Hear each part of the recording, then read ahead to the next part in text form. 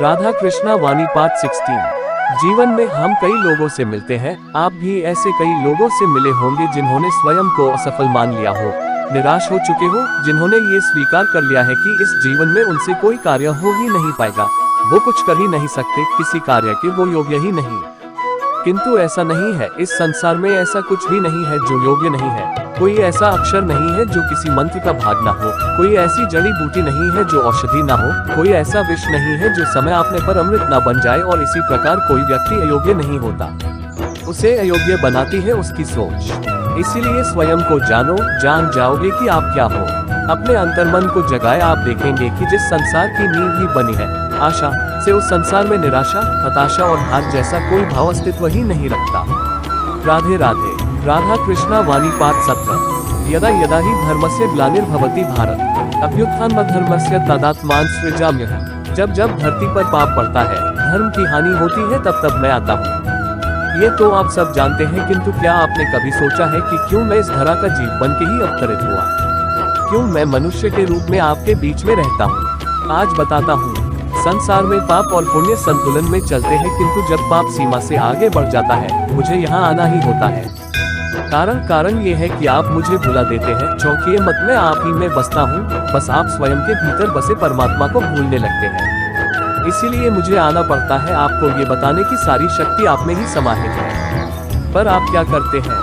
मेरा सम्मान करते हैं, मुझे पूछते हैं, मुझसे शक्ति मांगने लगते हैं, भांति भांति की इच्छाएं मेरे सामने रखते हैं। मुझे आपकी श्रद्धा से कोई आपत्ति नहीं है, मुझे आपत्ति है उस भाव से जो आपको दुर्बल बनाता है।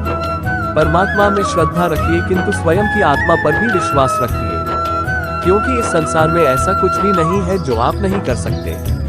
हर नर में नारायण बसते हैं और हर नारी में लक्ष्मी। तो पहचानिए अपने भीतर के नारायण को और बदल दीजिए समय के इस चक्र को। मुझे प्रसन्नता होगी कि मेरे अवतार लेने का वास्तविक प्रयोजन आपको समझ आए। तो शंकर त्याग कर शंकर बन जाइए, अन्यथा कंकड़ के समान रहना होगा। राधे राधे। राधा कृष्णा वाणी पाठ 18। कभी आपने सोचा है इस संसार में हम सबसे अधिक किससे जुड़े हैं?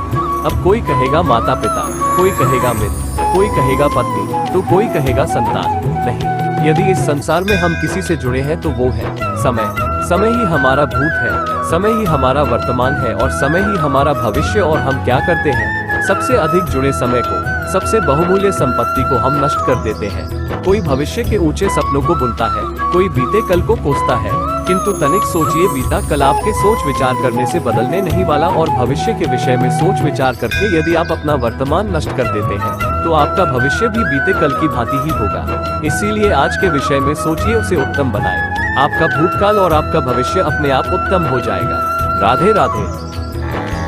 राधा कृष्णा वाणी पाठ 19। अक्सर आपके बड़े बूढ़ों ने आपसे कहा होगा कि ये संसार दुख का मूल है और ईश्वर भक्ति उस दोष से दूर जाने का मार्ग है। किंतु सोचिए, यदि ये संसार दुख का सागर होता तो क्या नियति आपको यहाँ जन्म लेने देती? क्या ईश्वर यहाँ पर अवतार लेते? जब समस्याओं पर हमारा वश नहीं चलता, हम आरोप लगाते हैं इस संसार पे, यहाँ के लोगों पे, सोचते हैं कि काश वो यहाँ पर आया ही ना होता। एक किसान बंजर धरती पर जाता है और अपने परिश्रम से उसे लहलहाते खेत में परिवर्तित करता है। एक दर्जी जिसके पास एक सामान्य सा वस्त्र आता है, अपने परिश्रम से उसे एक सुंदर वेश में परिवर्तित कर देता है। आप भी परिश्रम कीजिए। ये महत्वपूर्ण नहीं है कि आप किस संसार में आए, ये महत्वपूर्ण नहीं है कि आप यहाँ कैसे आए। यदि कुछ महत्वपूर्ण है तो वो है कि जब आप गए तब आप इस संसार को कैसा छोड़ के गए। तो ये सोच के जिए कि जो किसी के लिए नर्क है उसे किसी का स्वर्ग बनाकर निकलोगे तो आपका जीवन और आपका संसार दोनों धन्य हो जाएंगे। राधे राधे। राधा कृष्णा वाणी पाठ 20। हम सबको कभी ना कभी तो क्रोध आता ही है और आएगा भी। मनुष्य है, इन्हीं भावों से हम जुड़े हैं। किंतु ये क्रोध क्यों आता है, कभी सोचा है आपने? ये क्रोध तब आता है जब हमारे मन के अनुसार कुछ ना हो, जैसे कभी कोई हमारी बात ना माने या कभी हमें पराजय प्राप्त हो जाए। किंतु इन सारी परिस्थितियों में आधार एक ही है कि कहीं ना कहीं, किसी ना किसी स्थान पर हम दुर्बल हैं। क्रोध जन्म लेता है हमारी दुर्बलता से और फिर वो हमारी सबसे बड़ी दुर्बलता बन जाता है। यदि क्रोध को वश में ना रखा जाए तो भ्रम जन्म लेता है।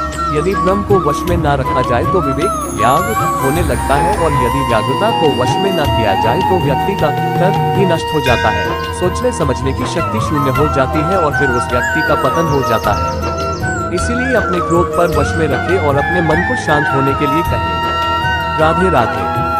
वीडियो को लाइक और सब्सक्राइब कीजिए।